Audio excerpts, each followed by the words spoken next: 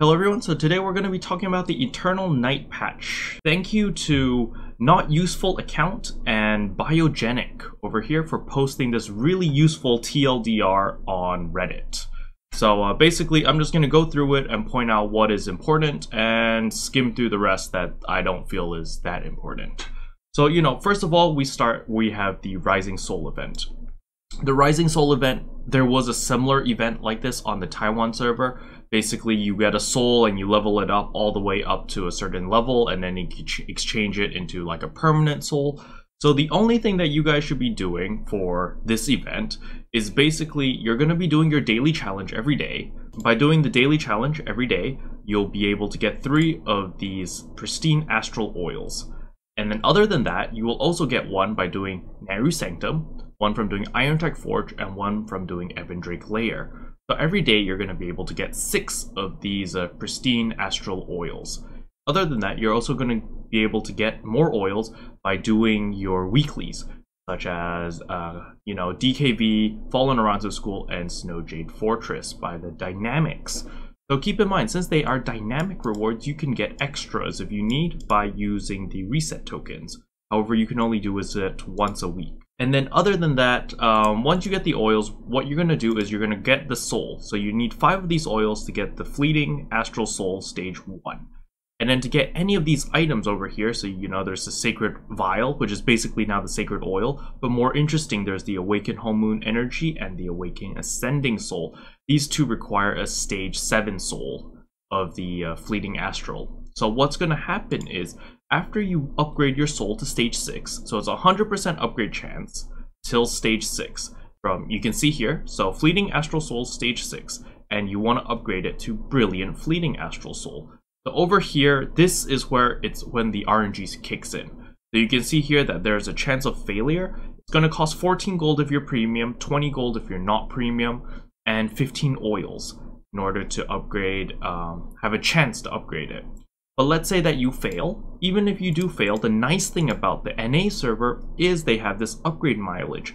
Every time you fail, it'll increase by 9%, which is extremely good.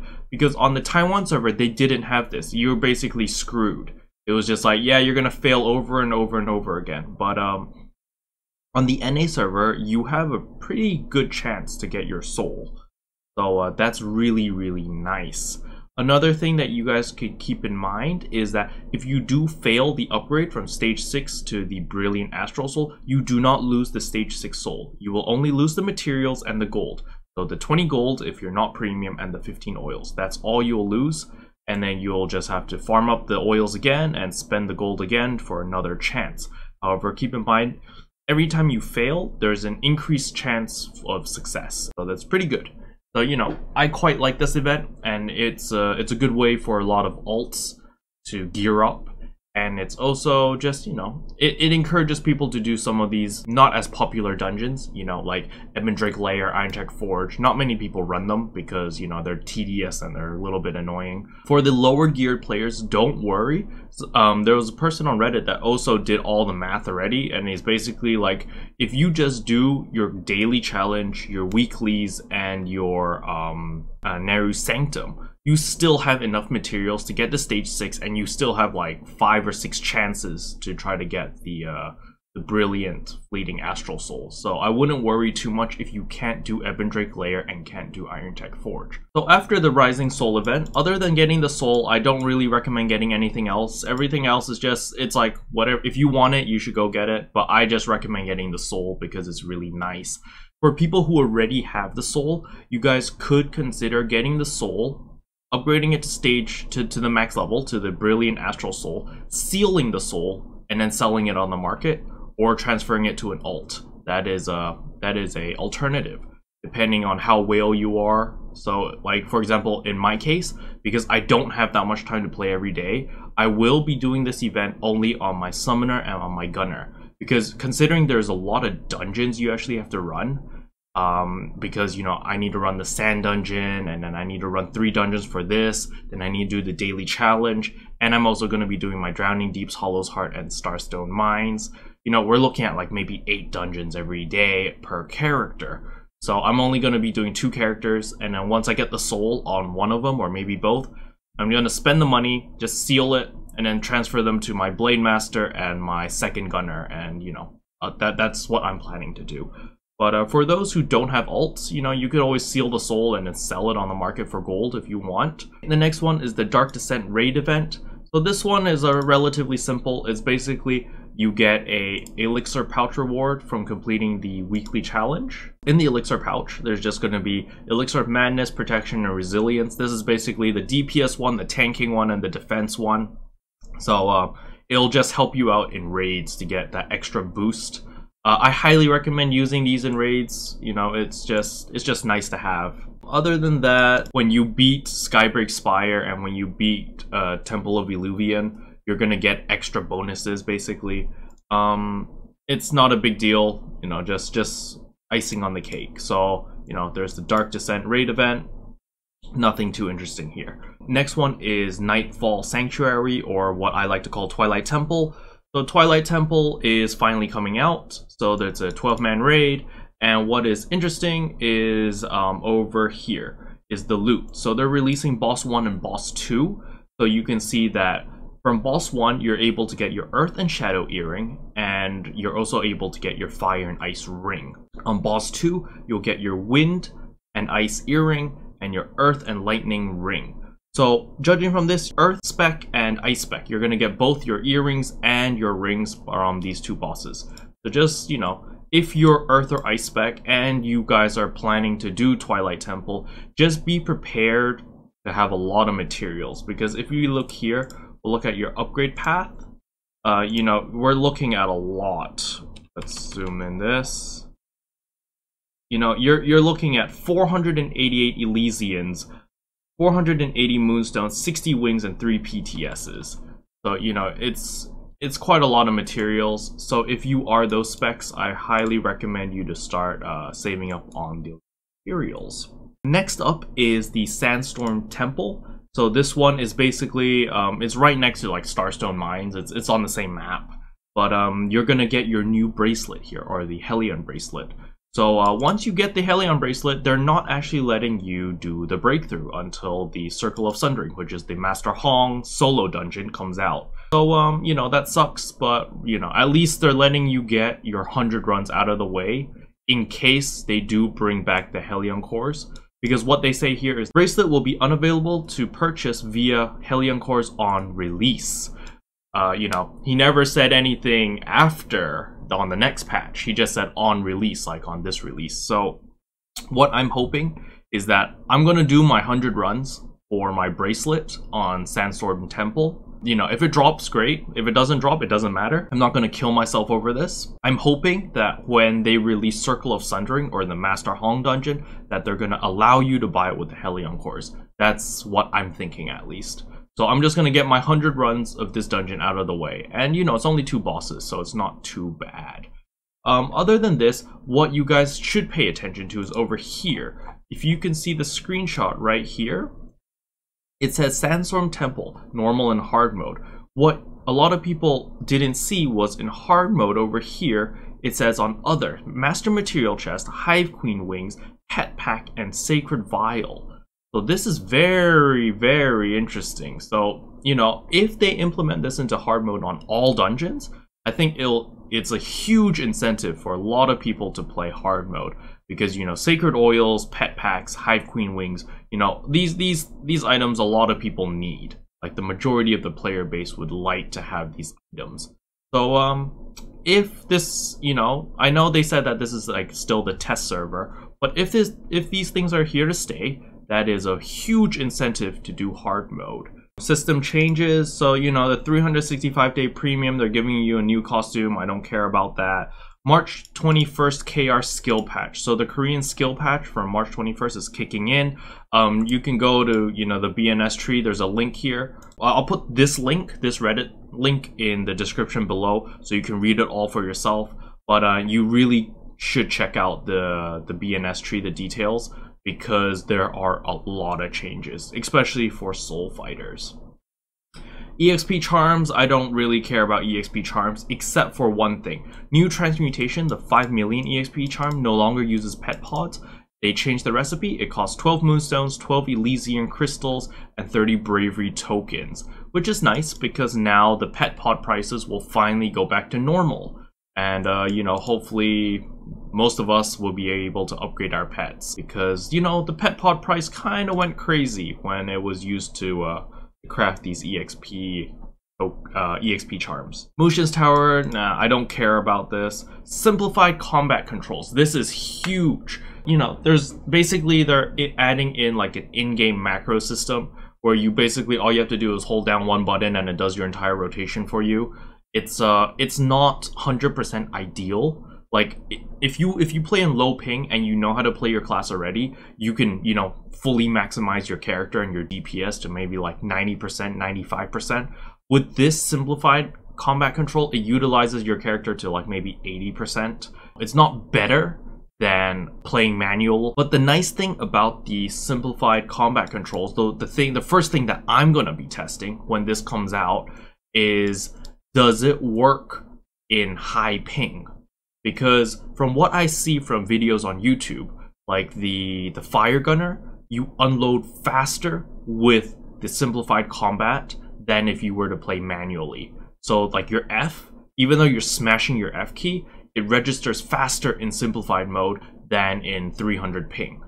So for me, this is interesting because when I play my summoner, when I play my fire gunner, you know, if I can squeeze out an extra 20k DPS because of, you know, more unloads or more rumblebees, you know, this to me is very attractive. I'll definitely be testing this.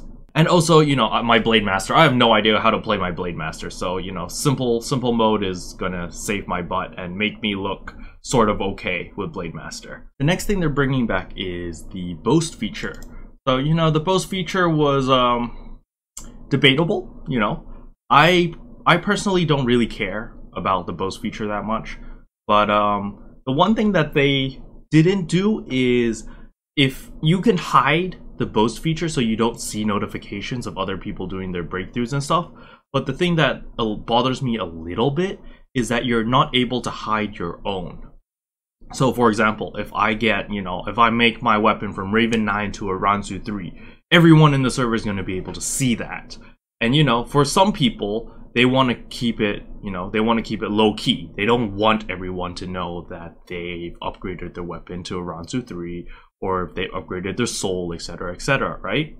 So, you know, it bothers some people. It bothers me a little bit, but, you know, to me, it's not a game changer. It's not a deal breaker. It's just like, yeah, whatever. So another thing is dungeons. This is like, I really don't like this change. It kind of feels bad. Like, when I originally watched the stream, I thought, like, you know, I saw all the good changes. I was like, wow, this is great, this is awesome. But what I didn't realize was how big of a nerf they did for the gold and material rewards for older dungeons.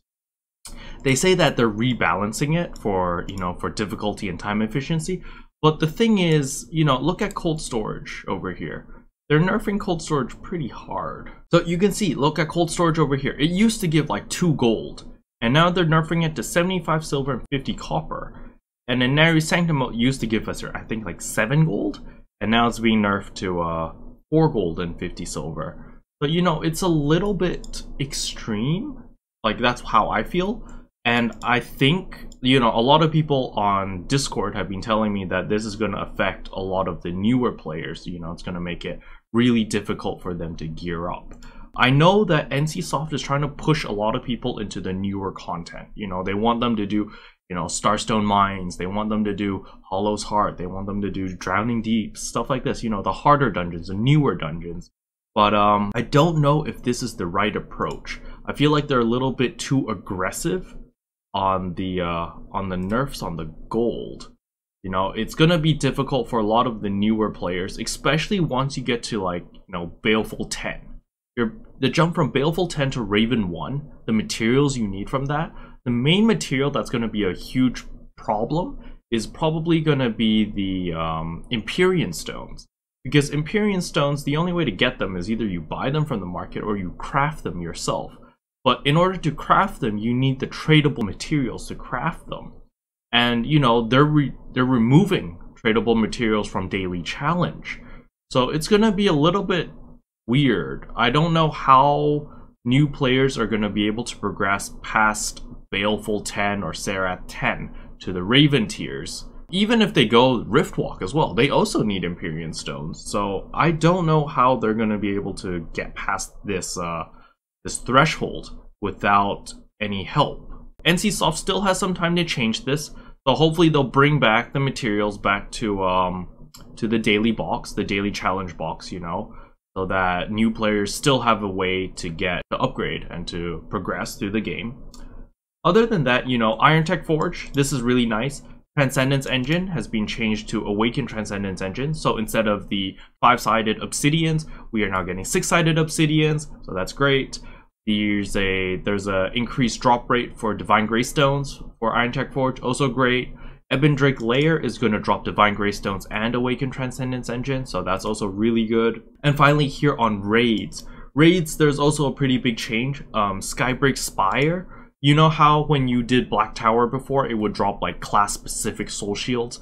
Now they're not going to drop those. They're just going to drop soul shield chests, which can be used for all classes. So it'll just be like, you know, there'll be a Black Tower Piece 2 chest. So anyone who opens it, it will give Piece 2 for that specific class. So this is a really good change. It's going to help a lot of players get their soul shields. And, you know, it's just nice. Vortex Temple, Scion's Keep, as well as Fallen Aranzu School are going to be nerfed. You know, their HP, their attack power, and other stats. I'm hoping that if this is the March 21st patch from the Korea server, Scion's Keep is getting a really big nerf. The current Rupture doesn't allow you to heal at all. But on the March 21st patch on the Korea server, it still allows you to heal, just not as much, you know. At least you can still heal. I think it reduces healing by like 50%, but that's still, it's a huge game changer. It's not like instant wipe because everyone got Rupture stacks. So that's gonna be nice. Temple of Eluvian or Vortex Temple, the Twin Asuras will have a lot less HP.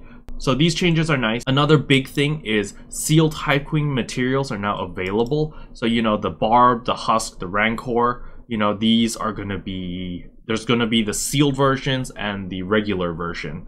However, we don't know yet if the regular versions will be bound on account, like how it is on Black Tower.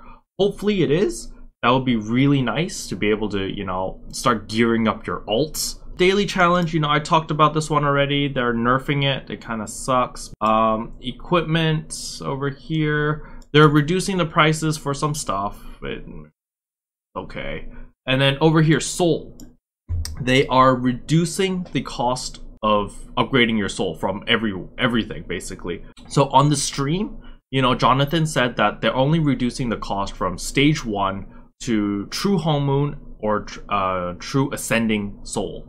However, that's not entirely true. He later on posted on his Twitter that the True Home Moon Energy to True Transcendent Soul, you know, there has been a cost reduction. You can see here it only costs 66 oils, while if you look now on the live server, it will cost you 87 oils. So, you know, it's gonna be pretty nice. It's you gotta save a lot of oils actually. So that's gonna be nice. There's a new soul coming out. There's a new Dragon and Tiger Soul. So here is the True Dragon Soul. The times are a little bit wrong. It's not 5 seconds and it's not 10 seconds. Jonathan later posted on Reddit, on Twitter as well, and he also corrected himself. The True Dragon Soul effect is 12 seconds and the True Tiger Soul is 10 seconds. And another thing is the Pet Auras. Pet Auras now give boss attack power, which is nice. Soul Shields are now cheaper, you know, to get your MSP Soul Shields and your Raven Soul Shields have become a lot cheaper, much easier to get. And of course they're adding a freaking RNG box, which it's RNG, you know, you might want to test your luck. I'm a little bit sold on this because I quite like the Jasmine weapon skins. So I will. I know myself. I'm gonna spend some money and then I'm gonna buy a little bit. I'm gonna buy a few of these RNG boxes and try to get the Jasmine weapon skin. They're also adding 2 more costumes, which are really dope as well. So there's the Spring Blossom, which is over here. I do have this costume on the Chinese server. It looks pretty nice. It's like the pink kimono. I quite like it. It looks pretty good. and also High Roller. This was a Japanese server exclusive, I believe. I've never seen this on the Chinese server, but it looks pretty nice. I quite like it. No, it's here. The monocle looks really nice. For a lot of people that had nothing else to do in the game other than to just farm and build up your money or your resources, there's a lot of content in this update. So for you guys, you know, you guys go do your Twilight Temples and stuff for progression raids, which is nice. For the people who can't do it, we've got the Sandstorm Temple, so we can farm that for our bracelets, and we'll just wait for our next update to get our new upgraded bracelets, which is a huge DPS increase for some classes. Blade Masters in particular, Fire Gunners is also really big. So, you know, you really should start getting, you know, looking at the bracelets and probably try to farm them. Overall, the changes are good. There are a lot of so-so changes or questionable changes, but I have faith in NCSoft. They'll fix things out. Especially, you know, for the pet packs, they're like, oh, it's never gonna be account bound, blah blah blah, and now they, you know, they gave way because, you know, a lot of people really wanted it and it didn't make sense, right? So another thing that, you know, we'll keep pushing slowly, you know, slowly but surely, is, you know, Divine Greystones, Hive Queen Wings. You know, it's old content now. Hopefully they'll be able to allow that to be account bound as well. Overall, good updates. I quite like all this new content. You know, re-energizes me with a lot more things to do in the game. But yeah, I hope this video helped, and I'll see you guys next time. Bye. What can I say except you're welcome?